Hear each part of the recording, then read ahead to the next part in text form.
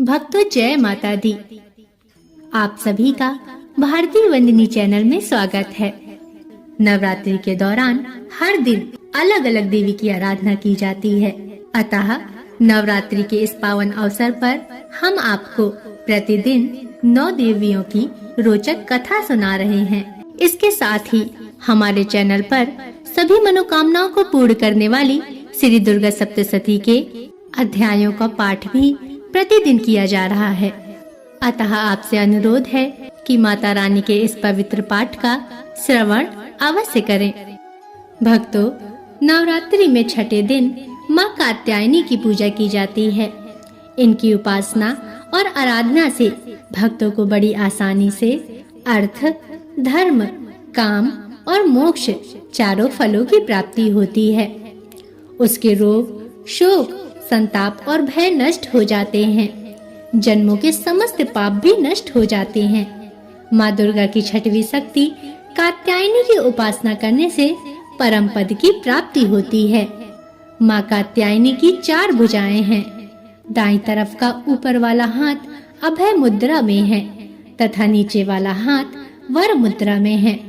माँ के बाईं तरफ के ऊपर वाले हाथ में तलवार है व नीचे वाले हाथ में कमल का फूल सुशोभित है।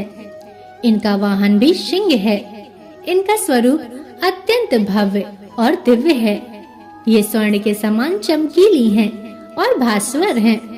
कात्यायन ऋषि के गोत्र में जन्म लेने के कारण इन देवी का नाम कात्यायनी पड़ा, जिनकी पूजा नवरात्रि के छठे दिन की जाती है। दिव्यता की अति गुप्त रहस्य एवं शुद्धता का प्रतीक यह देवी मनुष्य के अतिरिक्त सूक्ष्म जगत से नकारात्मकता का नाश कर सकारात्मकता प्रदान करती हैं। 4 भुजाओं वाली देवी के इस स्वरूप का वर्ण सुनहरा और चमकीला है। रत्न आभूषणों से अलंकृत देवी कात्यायनी का वाहन खूंखार सिंह है, जिसकी मुद्रा तुरंत झपट पड़ने वाली होती है। भक्तों, अब मैं आपको माँ कात्यायनी की कथा सुनाने जा रही हूँ, अतः पूरे भक्ति भाव से सुनिए। कात्य गोत्र में विश्व प्रसिद्ध महर्षि कात्यायन ने भगवती की उपासना की। भगवती की कठिन उपासना और तपस्या की। उनकी इच्छा थी कि उन्हें पुत्री प्राप्त हो। माँ भगवती ने उनके घर पुत्री के रूप में जन्म लिया, इसलिए यह देवी कात्यायनी कहलाई।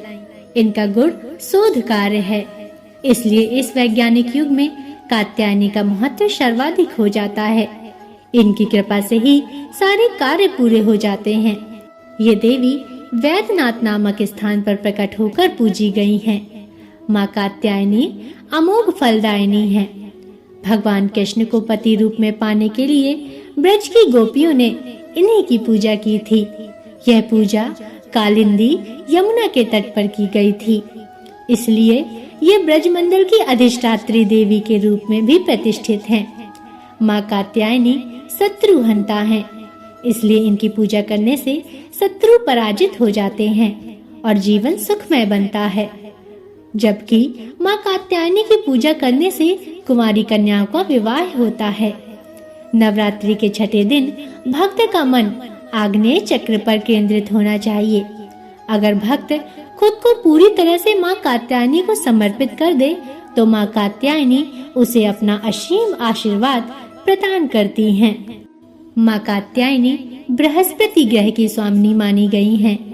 कात्यायनी देवी की पूजा करने से बृहस्पति ग्रह से संबंधित सभी दोष समाप्त हो जाते हैं। एकाग्रता से माता की पूजा करने वाले को धर्म, अर्थ, काम और मोक्ष की प्राप्ति होती है। माता की उपासना कर शहद का भोग लगाएं, जिससे जीवन में खुशहाली, यौवन और संपन्नता बनी रहती है।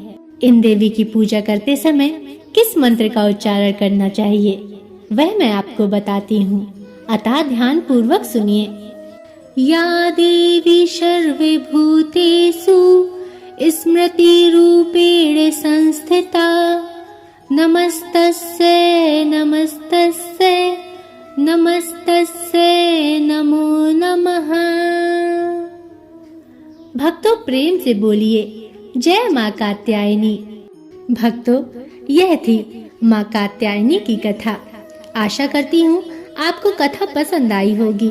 अगर इसमें कोई त्रुटियां हो तो मुझे क्षमा करें और आगे आने वाली अन्य कथाओं और पाठ का श्रवण करने के लिए हमारे चैनल को सब्सक्राइब अवश्य कर लें और बगल में बनी हुई घंटी को जरूर दबा लें और कमेंट में जरूर लिखें जय माँ कात्यायनी, जय माँ भगवती।